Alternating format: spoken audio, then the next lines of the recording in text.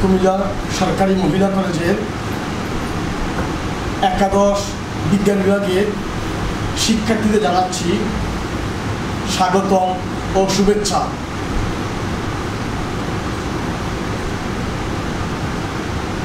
করোনাকালীন আমরা এখন online class কার্যক্রমের উপর নির্ভর করছি।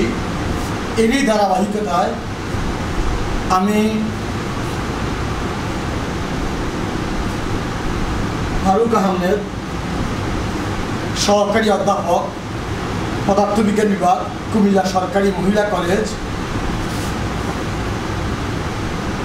ভৌত জগৎ ও পরিমাপ বিষয়ে আলোচনা করার জন্য হাজির হয়েছি। আমি প্রথমে বলবো যে এই করোনাকালীন আমাদের সবাইকে স্বাস্থ্যবিধি মেনে চলতে হবে। পৃথিবীতে সুন্দরভাবে বেঁচে থাকাটা একটা বড় আর্ট। সেই আর্ট সবাই গ্রহণ করতে পারে না। সুশৃঙ্খলভাবে সুন্দরভাবে সেই শিল্পকে ধারণ করতে হয়। পদার্থবিজ্ঞান প্রথম পত্রের প্রথম অধ্যায় ভৌত জগৎ ও পরিমাপ। আমি মনে করি যে পদার্থবিজ্ঞানের যতটি অধ্যায় আছে সকল অধ্যায়ের আলোচনা এই অধ্যায়ের মধ্যে নিহিত।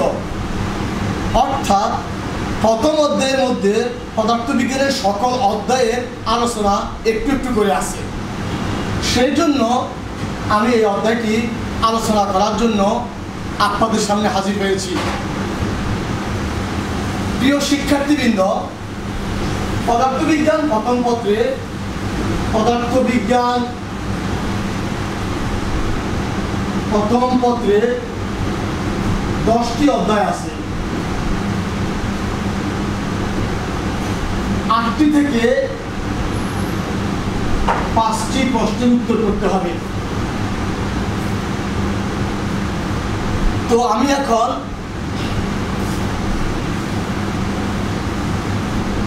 ভৌত জগৎ ও পরিমাপ নিয়ে আলোচনা করব। প্রথমে আমাদের জানতে হবে, আমরা সায়েন্স শব্দটির সাথে সবাই পরিচিত। সায়েন্স শব্দটি ল্যাটিন শব্দ সায়েন্টিয়া থেকে এসেছে, যার অর্থ হলো জানতে চাওয়া, টু নো। বিজ্ঞানী আইনস্টাইন বলেছিলেন, কোনো কিছু জানার জন্য নট টু স্টপ কোশ্চেনিং, অর্থাৎ প্রশ্ন করা থেকে বিরত থাকা যাবে না। বিজ্ঞান মানে জানতে চাওয়া।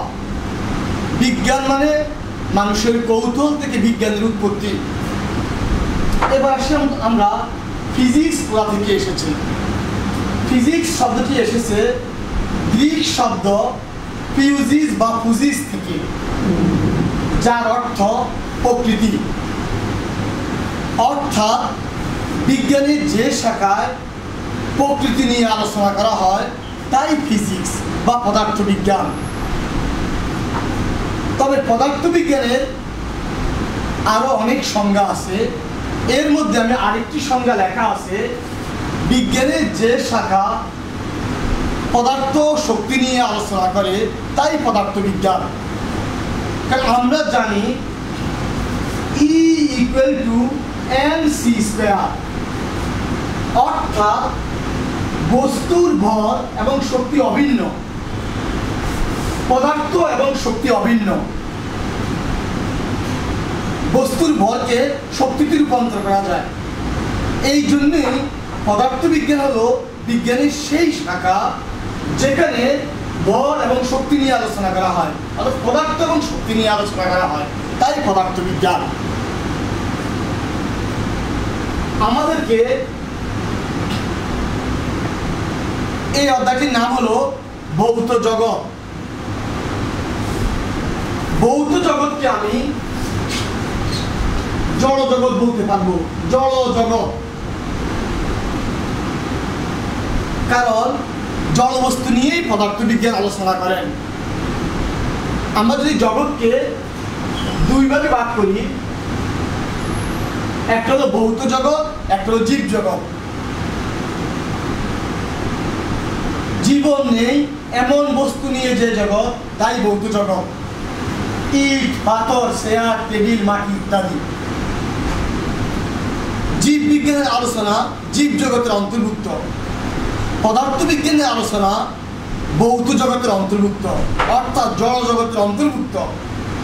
তাই আমি মনে করি এই ভৌত জগৎ পরিমাপ অধ্যায়টিকে যদি জড় জগৎ পরিমাপ লেখা হতো আমার মনে হয় ভুল হতো না, কারণ পদার্থবিজ্ঞান জড় বস্তু নিয়ে আলোচনা করে, আর আমরা যেখানে বাস করি সেটাই হলো জগৎ। আর ভৌত জগৎ হলো যেখানে জীবন নেই, যাদের জীবন নেই তাদের নিয়ে যেখানে আলোচনা, সেটাই হলো জড় জগৎ বা ভৌত জগৎ। এবার আমরা কিছু সংজ্ঞা আমরা আলোচনা করব। এই অধ্যায় থেকে এই সংজ্ঞাগুলো ভালো করে পড়তে হবে। একটা হলো ধারণা, অনুকল্প, তত্ত্ব, সূত্র। এই সংজ্ঞাগুলো ভালোভাবে আমাদের অনুধাবন করতে হবে। প্রিয় শিক্ষার্থীবৃন্দ, এক এক বইতে এক এক রকম সংজ্ঞা দেওয়া আছে। আমি নিজের ভাষায় অনেকগুলো বই পড়ে এই সংজ্ঞাগুলো আপনাদের সামনে উপস্থাপন করছি। ধারণা, ধারণা মানে হলো কোনো বিষয় সম্পর্কে অনুমান করা। যেমন আমার কথা শুনে অনেকে ভাবতে পারেন যে, কেউ মনে করতে পারেন আমি রংপুরের মানুষ, আমি রংপুরের ভাষায় কথা বলি। কেউ ভাবতে পারেন আমি খুলনার ভাষায় কথা বলি। এটি একান্তই ধারণা। অর্থাৎ আমার কথা শুনে কেউ কোনো ধারণা করলো, অনুমান করলো, সেটাকে আমরা ধারণা বলবো। যদি সেই ধারণা সঠিক হয় তবে তাকে আমরা অনুকল্প বলবো। যদি ধারণা সঠিক না হয় তবে তাকে আমরা কখনোই অনুকল্প বলবো না। যেমন আমি লক্ষ্মীপুরের মানুষ, কেউ ধারণা করলো আমি লক্ষ্মীপুরের মানুষ, তখন যদি সেটি সঠিক হয় তখন সেটাকে আমরা বলবো অনুকল্প। আর যদি কেউ মনে করে আমি রংপুরের মানুষ, তাহলে সেটি শুধুই ধারণা। আর যদি কেউ ধারণা করে আমি লক্ষ্মীপুরের মানুষ এবং আমি সত্যিকার অর্থেই লক্ষ্মীপুরের মানুষ, তবে সেটাকে অনুকল্প হিসেবে আমরা অভিহিত করব। যেমন অ্যাভোগাড্রোর অনুকল্প। তত্ত্ব কি? অনুকল্প যদি পরীক্ষা নিরীক্ষা দ্বারা প্রমাণিত হয় তবে তাকে আমরা তত্ত্ব বলবো। যেমন গ্যাসের গতি তত্ত্ব, আইনস্টাইনের আপেক্ষিক তত্ত্ব। এরপরে আসে আমরা সূত্র। তত্ত্ব যদি পরীক্ষা নিরীক্ষা দ্বারা প্রমাণিত হয় এবং একে সমীকরণ আকারে প্রকাশ করা যায় তবে সেটাই হবে সূত্র। গ্যাসের গতিসূত্র, নিউটনের গতিসূত্র, গ্যালিলিও সূত্র, পরন্ত বস্তু সূত্র, পদার্থবিজ্ঞানে হাজার হাজার সূত্র আছে। আমি বলতে চাচ্ছি সূত্র হলো চারতলা, সূত্র হলো চারতলা, তত্ত্ব হলো তিনতলা, অনুকল্প হলো দোতলা, ধারণা হলো নিচতলা। কেউ যদি চারতলায় উঠে তার মানে সে নিচতলা থেকে সমস্ত তলা অতিক্রম করলো। অর্থাৎ আমরা নিচ থেকে 1, 2, 3, 4 চারতলায় উঠবো। সূত্র মানে হলো এই সমস্ত ধাপ আমরা অতিক্রম করে ফেলেছি। সকল সূত্রেই তত্ত্ব, সকল তত্ত্ব সূত্র নয়। সকল তত্ত্বই অনুকল্প, সকল অনুকল্প তত্ত্ব নয়। সকল অনুকল্পই ধারণা, সকল ধারণা অনুকল্প নয়। ধারণা সঠিক হলে তাকে আমরা অনুকল্প বলবো। অনুকল্প যদি পরীক্ষা নিরীক্ষা দ্বারা প্রমাণিত হয় তবে তাকে আমরা তত্ত্ব বলবো। সেই তত্ত্বকে আবার বিচার বিশ্লেষণ করে যদি প্রমাণিত হয় এবং একে সমীকরণ আকারে প্রকাশ করা যায় তবে তাকে আমরা সূত্র বলবো। প্রিয় শিক্ষার্থীরা, এটি ভালো করে পড়লে বুঝতে পারবেন। এবার আমরা আসি আরো দুটি সংজ্ঞার মধ্যে। একটি হলো স্বীকার্য। স্বীকার্য মানে হলো স্বীকার করে নেওয়া। কোনো তত্ত্বের ভিত্তি হলো স্বীকার্য। কোনো তত্ত্ব প্রদানের পূর্বে যে শর্তসমূহ স্বীকার করে নিতে হয় তাই স্বীকার্য। যেমন গ্যাসের গতিতত্ত্বের স্বীকার্য, আইনস্টাইনের আপেক্ষিক তত্ত্বের স্বীকার্য। আপনারা কুমিল্লা সরকারি মহিলা কলেজে ভর্তি হয়েছেন। এই কলেজে ভর্তির পর কিছু শর্ত আছে। রীতিমতো ক্লাস করতে হবে, ঠিকভাবে পরীক্ষায় উপস্থিত থাকতে হবে। এই শর্তসমূহ মেনে আপনারা এই কলেজে ভর্তি হয়েছেন। তেমনিভাবে স্বীকার্য মানে হলো কিছু শর্ত যেগুলো আমরা সবাই মেনে নিব, সেই শর্তগুলো আমরা স্বীকার করে নিব। পদার্থবিজ্ঞান বই আমরা যদি দেখি, আমরা দেখব যে স্বীকার্য প্রথমে দেওয়া আছে, প্রথমে স্বীকার্য দেওয়া আছে, পরে দেওয়া আছে তত্ত্ব, অর্থাৎ আগে স্বীকার্য পরে তত্ত্ব।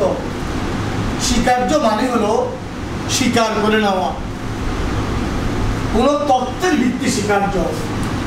এই তত্ত্বটি দেওয়ার আগে কিছু শর্ত আমাদেরকে স্বীকার করে নিতে হবে। ওই শর্তসমূহ স্বীকার করে নেওয়ার পরে এই তত্ত্বটি প্রতিষ্ঠিত হবে, সেই জন্য এটাকে বলা হয় স্বীকার্য।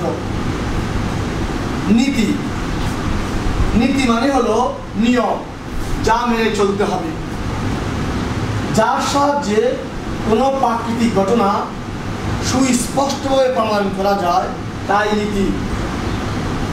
যেমন আর্কিমিডিসের নীতি, হাইগেনের নীতি। আলোর প্রতিফলন এবং প্রতিসরণ একটি বাস্তব ঘটনা। আমরা যদি পানির মধ্যে একটা লাইট আমরা সুইচ অন করি, তখন দেখা যাচ্ছে যে আলো বেঁকে যাচ্ছে, এটি আলোর প্রতিসরণ। আবার একটা লাইট আমরা কোনো স্বচ্ছ দর্পণে যদি আমরা সুইচ অন করি, তখন সেখান থেকে আলো বাধা খেয়ে ফিরে আসে, এটি আলোর প্রতিফলন। এই আলোর প্রতিফলন এবং প্রতিসরণ যদি আমাদের প্রমাণ করতে হয়, তাহলে আমরা হাইগেনের নীতি আশ্রয় নিতে হবে। অর্থাৎ প্রকৃতিতে যে ঘটনাগুলো ঘটে তাকে যদি প্রমাণ করতে হয়, তাহলে অন্য একটা কিছুর আশ্রয় নিতে হবে। এই যার মাধ্যমে আমি সেটি প্রমাণ করব, যার আশ্রয় নিতে হবে, সেটি হলো নীতি। আর্কিমিডিসের নীতি, হাইগেনের নীতি। এবার আমি আসি কিছু সমস্যা, গাণিতিক সমস্যা। এগুলো অবজেক্টিভে আসে, অবজেক্টিভ পরীক্ষায় আমাদের এই গাণিতিক সমস্যা আসবে। এখানে লেখা আছে পরম ত্রুটি। প্রকৃত মান ও পরিমাপকৃত মানের পার্থক্যকে পরম ত্রুটি বলা হয়। যেমন রাজগঞ্জ বাজারের একজন আম বিক্রেতা 1000টি আম রাজশাহী থেকে অর্ডার দিয়ে নিয়ে আসলো। 1000টি আম, নাম্বার অফ ম্যাঙ্গোস 1000, এটি হলো প্রকৃত মান। এখন সে যখন গণনা শুরু করলো n প্রাইম, এটা প্রকৃত আমের সংখ্যা, এটি পরিমাপকৃত আমের সংখ্যা। পরিমাপকৃত আমের সংখ্যা সে হিসাব করতে গিয়ে দেখলো 1002টি আছে, অথবা 998টি সে পেল। তার মানে পরম ত্রুটি হবে 2টি, কারণ প্রকৃত আমের সংখ্যা 1000 আর পরিমাপকৃত আমের সংখ্যা 1002 অথবা 998। তার মানে পরম ত্রুটি হলো 2টা। পরম ত্রুটি হবে আমের পার্থক্য delta n equal to 1002 minus 1000 equal to 2, অথবা 1000 মাইনাস 998 ইকুয়াল টু 2। আমরা বড়টা থেকে ছোটটা বিয়োগ করব, প্রকৃত মান থেকে পরিমাপকৃত মানও বিয়োগ করতে পারবো, পরিমাপকৃত মান থেকে প্রকৃত মানও বিয়োগ করতে পারবো। কারণ আমের সংখ্যা প্রকৃত 1000, পরিমাপ করা হয়েছে 1002 বা 998। তাহলে আমাদের ভুল হলো, পরম ত্রুটি হলো 2টি। এখন আমরা ঐকিক নিয়ম আমরা জানি যে 1000-এর মধ্যে 2টি ভুল। 1-এর মধ্যে ভুল হলো 2/1000। এটা হলো আমাদের আপেক্ষিক ত্রুটি, আপেক্ষিক ত্রুটি বা আনুপাতিক ত্রুটি। অর্থাৎ আমরা পরম ত্রুটিকে প্রকৃত মান দ্বারা ভাগ করব।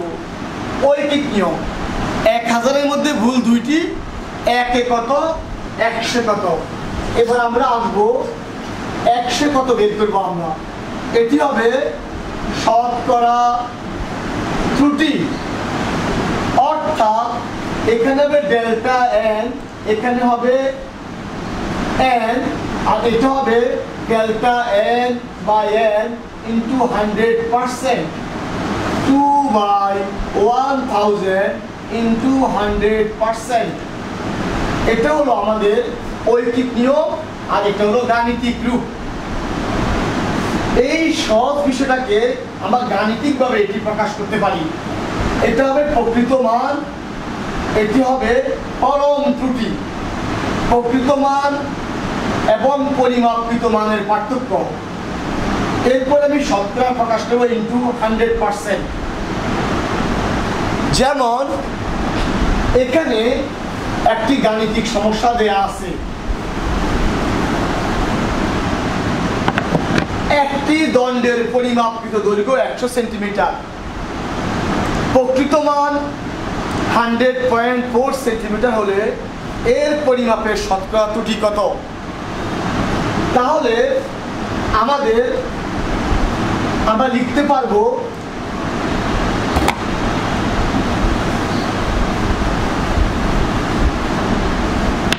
এখানে পরিমাপকৃত দৈর্ঘ্য, এটা হলো L prime equal to 100 centimetre, প্রকৃত মান L ইকুয়াল টু 100.4 সেন্টিমিটার।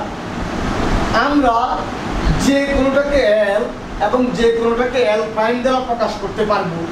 এটাকেও ইচ্ছে করলে L প্রাইম দ্বারা প্রকাশ করতে পারবো, এটাকেও ইচ্ছে করলে L দ্বারা প্রকাশ করতে পারবো। সেটি আমাদের মুখ্য বিষয় নয়, আমরা এখানে পার্থক্য বের করব। তাহলে ডেল্টা L হবে, পরম ত্রুটি হবে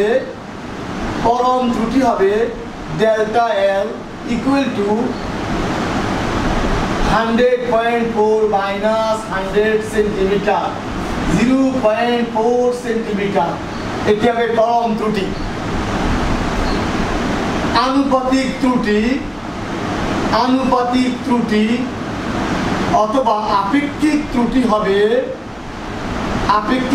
হবে delta L by L equal to হবে, এখানে হবে প্রকৃত মান, এখানে প্রকৃত মান, এটি প্রকৃত মান, পরিমাপকৃত মান। তাহলে প্রকৃত মান অবশ্যই নিচে হবে, প্রকৃত মান হবে 100.4, 0.4। শতকরা ত্রুটি বের করবো delta L by L into 100%, 0.4 by 100.4 into 100%। এভাবে আমরা শতকরা ত্রুটি বের করতে পারবো। একেবারে ঐকিক নিয়ম। সাধারণ আমরা চতুর্থ পঞ্চম শ্রেণীতে যে ঐকিক নিয়ম শিখে এসেছি, এর সাথে এর কোনো পার্থক্য নেই। এখন আমার মনে হয় শিক্ষার্থীরা আমার ক্লাস ফলো করলে তারা সমাধান করতে পারবে। আমি আরো 2-1টি সমাধান দেখাবো।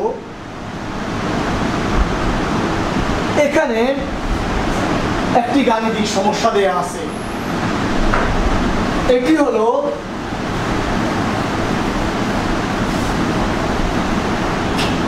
একটি গোলকের পরিমাপকৃত ব্যাসার্ধ R equal to 10 plus minus 0.1 centimetre হলে এর ব্যাসার্ধের শতকরা ত্রুটি কত?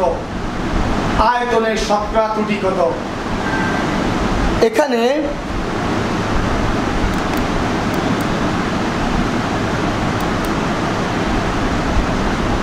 এখানে r equal to 10 plus minus 0.1 অর্থাৎ প্রকৃত মান 10 সেন্টিমিটার।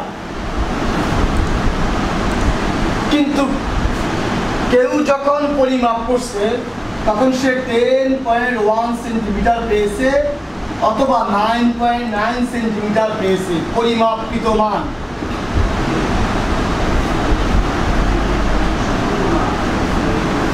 এখানে আমাদের বিয়োগ করা দরকার নেই, এখানে ডেল্টা আর এর মান 0.1 সেন্টিমিটার, কারণ সরাসরি 0.1 দেওয়া আছে।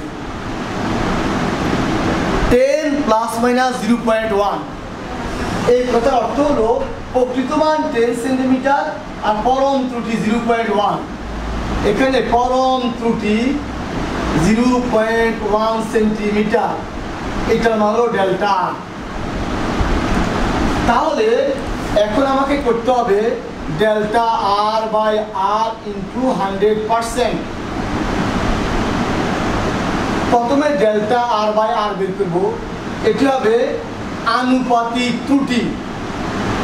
আনুপাতিক ত্রুটি ডেল্টা আর বাই আর আনুপাতিক ত্রুটি ইকুয়াল টু এখানে হবে 0.1, এখানে হবে 0.1, এখানে হবে 10। তাহলে delta R by R into 100%, 0.1 by 10 into 100%। এভাবে আমাদের সমস্যার সমাধান করতে হবে। শিক্ষার্থীবৃন্দ, আপনাদের কাছে মনে হতে পারে যে আমি প্রথম দিনই অনেক আলোচনা করছি। এর কারণ হলো কারণ প্রথম অধ্যায়টি নিয়ে খুব বেশি আলোচনা হয় না, এই জন্য আমি এই অধ্যায়টি নিয়ে দীর্ঘদিন আলোচনা করব, সেই সময় হয়তো বিভিন্ন কারণে পাবো না। যেহেতু সপ্তাহে একটি ক্লাস হয়, সেই হিসাবে আমাদের পদার্থবিজ্ঞানে 4 জন শিক্ষক আছেন। প্রতি সপ্তাহে যদি একটি ক্লাস হয় তাহলে 4 জন শিক্ষকের 4 সপ্তাহ সময় লাগবে, অর্থাৎ 1 মাস পর আমি হাজির হব। সেই জন্য আমার ভাবনা হলো এই অধ্যায়টিকে আমি আজকে সম্পূর্ণ আলোচনা করব। আর যদি কোনো শিক্ষার্থী না বুঝে তা তো সে আমাকে ফোন করে বা অনলাইনে আমাকে জিজ্ঞেস করার সুযোগ আছে। আমি আরও কিছু সামান্য জিনিস দেখাবো। সেটি হলো যেমন এখানে আমার প্রথম অ্যান্সারটি আমি করিয়েছি ব্যাসার্ধের শতকরা ত্রুটি কত। যদি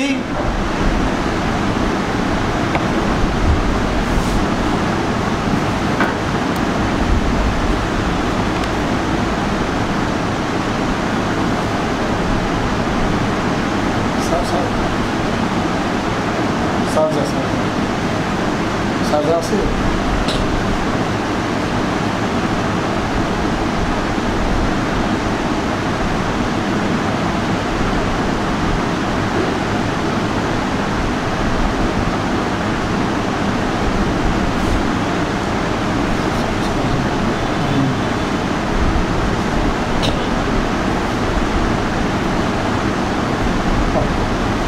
অফ করে দেন।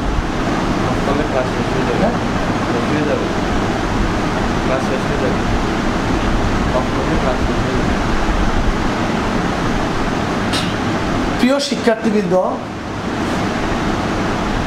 তাহলে আজকে আর আমি বেশি আলোচনা করব না।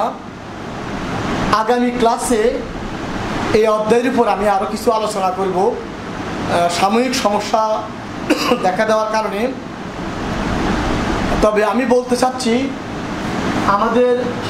আমি যে আলোচনাটা করেছি, যদি আমার ক্লাসটি ভালোভাবে আপনারা ফলো করেন তাহলে আপনারা অনেক কিছু বুঝতে পারবেন। সবাইকে আন্তরিক ধন্যবাদ জানিয়ে আমি আমার বক্তব্য শেষ করছি। আপনারা সবাই ভালো থাকুন।